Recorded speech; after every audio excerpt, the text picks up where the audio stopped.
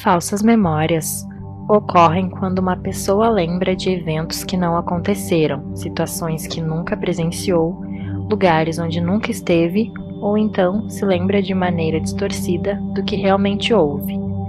Neste vídeo, iremos apresentar uma revisão histórica do tema, alguns modelos teóricos e suas contribuições para a compreensão do assunto.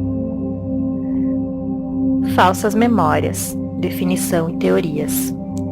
A memória é conceituada por Sternberg como o meio pelo qual você recorre às suas experiências passadas a fim de usar essas informações no presente. Refere-se a um processo de mecanismos dinâmicos associados à retenção e recuperação da informação. Porém, ela pode causar vários problemas. Às vezes, um fato é distorcido, outras esquecido, mas existem aqueles que, por mais que a pessoa tente, nunca consegue esquecer. O estudo destes problemas ocorridos por erros da memória é tão importante quanto fascinante. O fenômeno das falsas memórias é um exemplo desta classe de erros. As falsas memórias podem ser definidas como lembranças de eventos que não ocorreram, de situações não presenciadas, de lugares jamais vistos ou então de lembranças distorcidas de algum evento. São memórias que vão além da experiência direta e que incluem interpretações ou inferências ou até mesmo contradizem a própria experiência. As falsas memórias podem ser elaboradas pela junção de lembranças verdadeiras e de sugestões vindas de outras pessoas, sendo que durante este processo a pessoa fica suscetível a esquecer a fonte da informação, ou elas se originariam quando se é interrogado de maneira evocativa. É preciso diferenciar este tipo de memória de uma mentira. Nas falsas memórias, a pessoa sinceramente acredita que viveu aquele fato, e na mentira, ela está consciente de que o narrado por ela não aconteceu, mas sustenta a história por algum motivo particular. Neste último século, pesquisas sobre a falsificação da memória se intensificaram, e o interesse provém de que o fenômeno pode ser visto tanto em contextos laboratoriais, quanto nos do cotidiano das pessoas, em situações de psicoterapias e na área jurídica. Os primeiros estudos experimentais sobre o assunto tiveram início com as pesquisas de Binet em 1890 na França e Stern em 1910 na Alemanha. Tanto Binet quanto Stern pesquisaram a falsificação e ilusão da memória nas crianças e examinaram como a recordação delas poderia ser alterada a partir de sugestões de adultos. Em situação de recuperação livre, as crianças cometiam poucos erros, entretanto, quando as questões envolviam comentários sugestivos, elas apresentavam muitos erros. Bartlett foi o pioneiro nos estudos da falsificação de memórias nos adultos. A ideia do autor era de que os detalhes de uma experiência específica não podem ser totalmente relembrados, mas seus temas gerais ficam gravados na memória por mais tempo. Assim, quando as pessoas tentam recordar fatos bem antigos, elas são guiadas por temas e esquemas gerais do evento e completam as lacunas já esquecidas com detalhes consistentes a estes esquemas. Outro trabalho que merece destaque é o de Loftus e Palmer, que estudaram a recordação de testemunhas oculares. Eles acrescentaram à avaliação das falsas memórias em adultos um paradigma que atualmente é conhecido como efeito da falsa informação, no qual, logo após o evento, é apresentada uma informação falsa, mas coerente com ele, e em seguida testa-se a memória. Os resultados mostraram que os sujeitos apresentam um aumento nos índices de reconhecimento falso e uma diminuição nos do verdadeiro. As falsas memórias podem se originar de duas maneiras distintas, de forma espontânea e implantada ou sugerida. As falsas memórias espontâneas são as criadas internamente no indivíduo como resultado do processo normal de compreensão do evento. Já as falsas memórias sugeridas ou implantadas dizem respeito àquelas que resultam de uma sugestão externa ao indivíduo, seja esta proposital ou não, cujo conteúdo não faz parte do evento experienciado, mas contém características coerentes com o fato. De modo geral, os relatos são frutos da compreensão do evento e nem sempre isso acarreta algum dano a alguém. Porém, a distinção dessas memórias faz-se importante em situações em que é exigido da pessoa que relate exatamente o que aconteceu, e não aquilo que compreendeu ou inferiu do fato. O fenômeno das falsas memórias vem sendo explicado por 3 modelos teóricos, que com suas descobertas e limitações teóricas e práticas, têm embasado este tema tão amplo. Construtivismo. Loftus alega que a memória é algo precioso na vida do indivíduo, pois dá a cada um sua identidade, ligando-o aos seus familiares e amigos. Para os construtivistas, as pessoas se lembram do que elas entendem ser o significado do fato, e não necessariamente dele em si, e isto pode gerar a lembrança de informações incorretas e até mesmo de falsas memórias. Os eventos são interpretados conforme sua vivência, e as interpretações integradas às estruturas semânticas do indivíduo, conhecidas como esquemas. Portanto, o conteúdo da informação é facilmente modificado na memória. De acordo com Loftus, as falsas memórias são criadas através de sugestões ou de imaginações.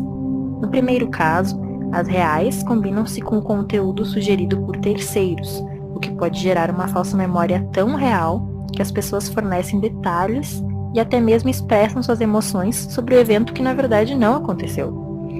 Um simples procedimento de sugestão é suficiente para fazer com que algumas construam suas lembranças de forma complexa, viva e detalhada. No segundo caso, na imaginação, a pessoa é levada a deixar a mente livre e imaginar, sem a preocupação de o fato ter sido real ou não, experiências e eventos específicos, mas que talvez nunca tenham ocorrido. A imaginação leva-as a acreditarem que praticaram tanto coisas pequenas e sem importância, como também eventos complexos, tais como os vários casos das que alegaram em psicoterapias com técnica de hipnose ou de imaginação livre, que haviam sido estuprados na infância. Pesquisas comprovam que pessoas podem desenvolver uma crença e memória de um evento autobiográfico que não aconteceu, simplesmente imaginando sua ocorrência, produzindo assim falsas memórias. O fato de que ocorre uma falha na memória é indiscutível. O problema neste modelo teórico é saber se ela acontece durante o processo de armazenamento ou na recuperação. Os construtivistas tentaram explicar isto em termos da natureza construtiva da memória, que para eles, ela é maleável e construída ao longo da vida. Portanto, os erros existentes ocorrem porque outras experiências do indivíduo, ou até mesmo seu raciocínio sobre o vivenciado, podem transformar, distorcer ou contaminar a memória.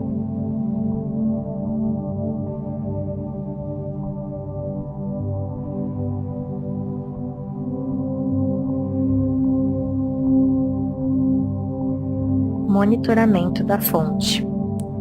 Outro modelo teórico que busca explicar o fenômeno das falsas memórias é o monitoramento da fonte proposto por Johnson, Hastreut e Lindsay, que buscaram responder a algumas questões que, através da teoria do construtivismo, ainda permaneciam obscuras.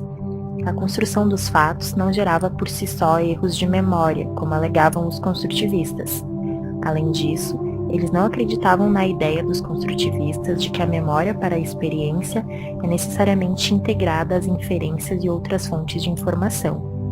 Para eles, tanto a do evento original quanto a da informação posterior permaneciam separadas e intactas. Porém, as sobre as respectivas fontes é que poderiam não ser acessadas. Assim, as falsas memórias ocorrem porque essas são confundidas ou mal atribuídas. Para Johnson e colaboradores, a tarefa primeira para alguém relembrar de um evento é o monitoramento da fonte, ou seja, de onde veio determinada informação. Este é, portanto, um conjunto de processos cognitivos envolvidos na atribuição sobre a origem das experiências mentais, ou seja, discriminar se uma informação provém de sonhos, experiências reais ou imaginadas. Há 3 tipos de monitoramento da fonte: o interno e externo da realidade, o externo da fonte e o interno da fonte. O monitoramento da fonte pode ser feito de maneira rápida e automática sem consciência da ação, baseado em julgamentos heurísticos sobre as características das memórias ativadas, ou de modo mais lento e controlado, através de processos cognitivos complexos e sistemáticos.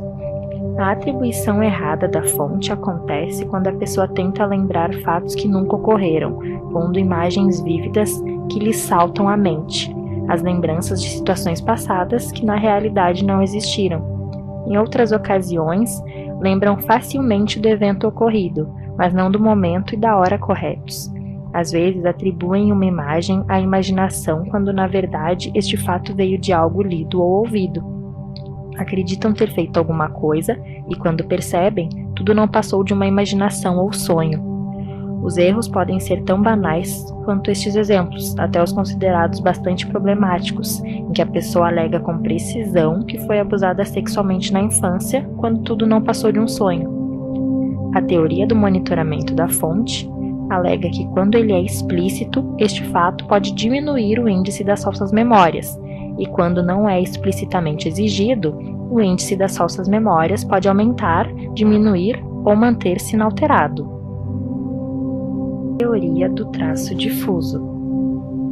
A teoria do traço difuso foi inicialmente desenvolvida por Brainerd e Reina no início da década de 90 para explicar e contradizer os resultados de que a memória é intimamente relacionada com o raciocínio, como havia sido predito por modelos teóricos anteriores, e que, portanto, para se ter um raciocínio preciso, era necessário ter uma memória precisa ou vice-versa.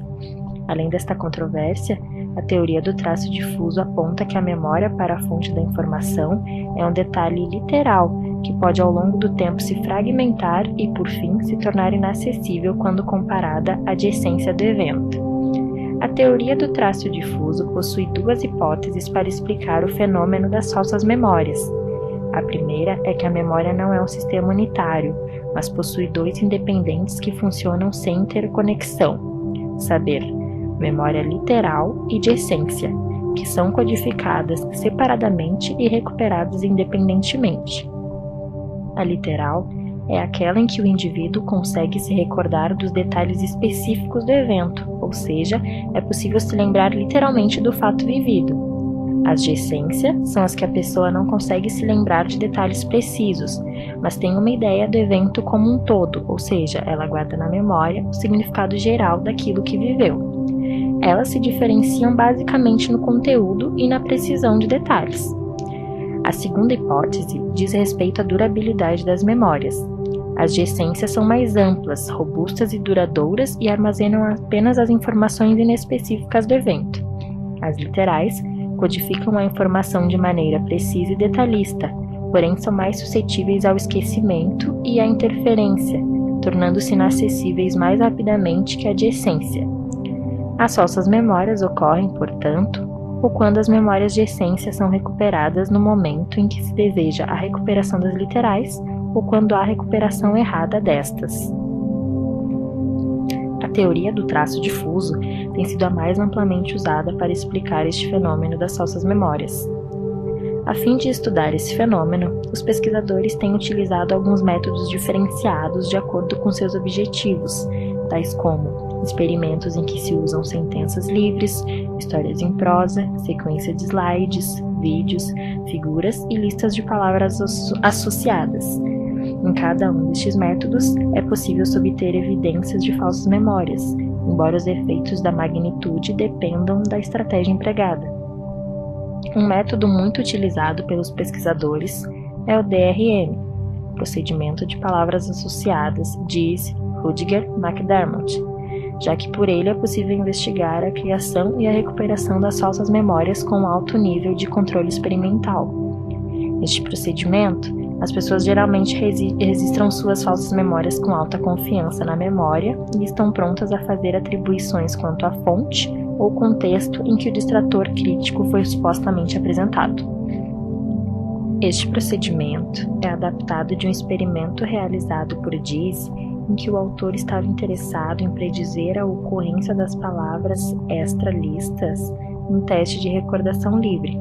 Para tanto, ele trabalhou com 36 listas de 12 palavras semanticamente associadas, cada uma contendo uma palavra que traduzia sua essência temática e que recebeu o nome de distrator crítico.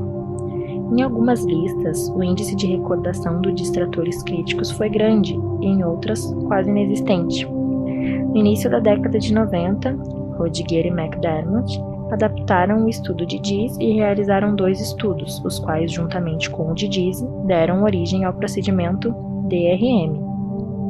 Vários artigos têm sido publicados com este procedimento, cada um deles testando uma variável diferente e obtendo resultados importantes com relação às falsas memórias.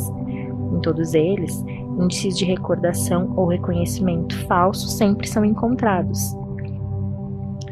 Algumas teorias têm sido propostas a fim de explicar os achados neste procedimento específico. Elas são a do traço difuso, a de ativação e monitoramento e a heurística da distinção.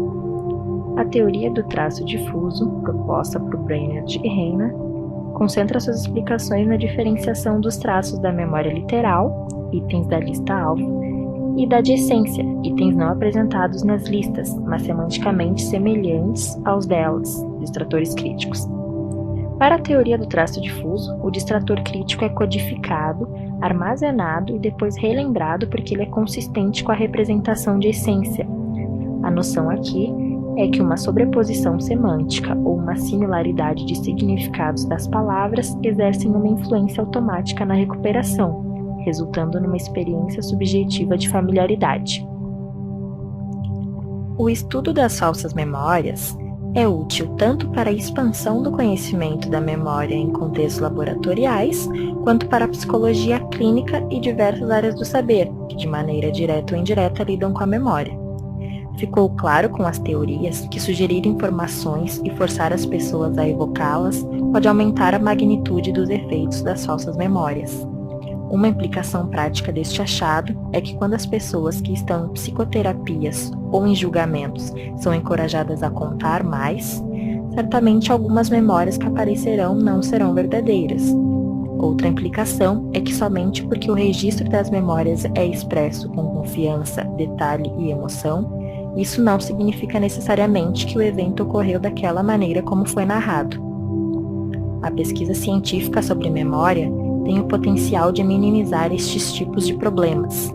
Os psicólogos podem ajudar, com seus conhecimentos, não só no cotidiano das pessoas, mas a vários outros profissionais, principalmente aos da área jurídica, que dependem da memória dos indivíduos para bem conduzirem seus trabalhos.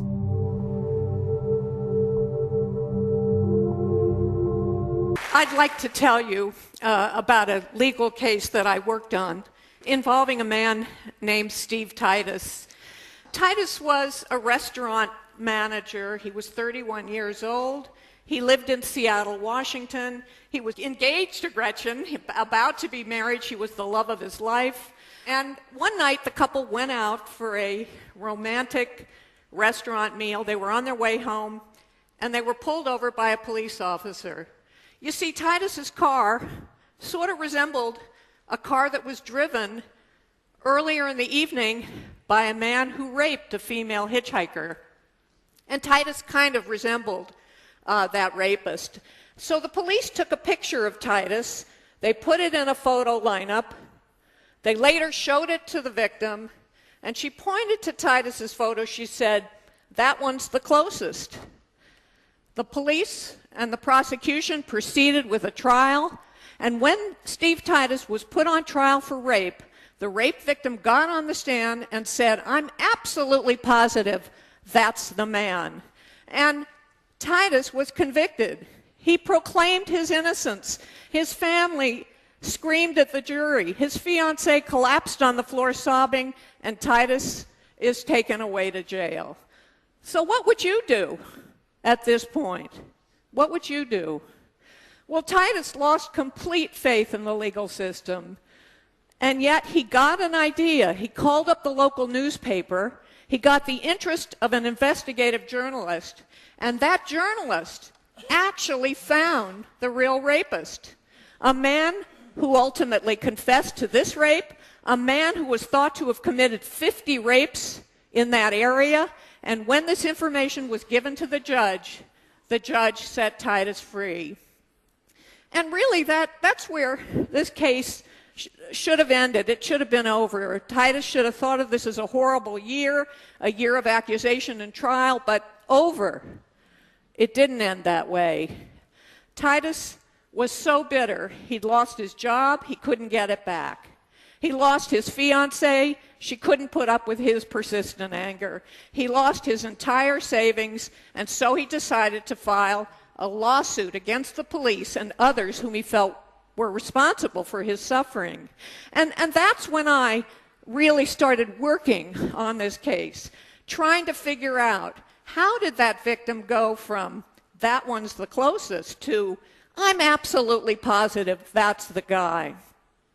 Well, Titus was consumed with his civil case as he spent every waking moment thinking about it, and just days before he was to have his day in court, he woke up in the morning, doubled over in pain, and died of a stress-related heart attack. He was 35 years old. So I was asked to work on Titus's case because I'm a psychological scientist. I study memory. I've studied memory for decades.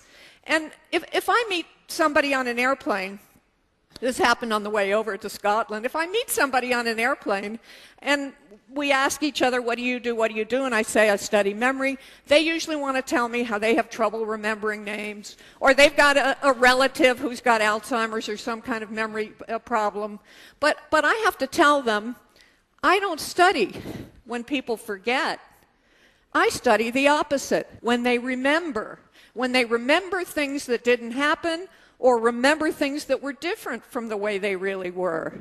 I study false memories. Unhappily, Steve Titus is not the only person to be convicted based on somebody's false memory.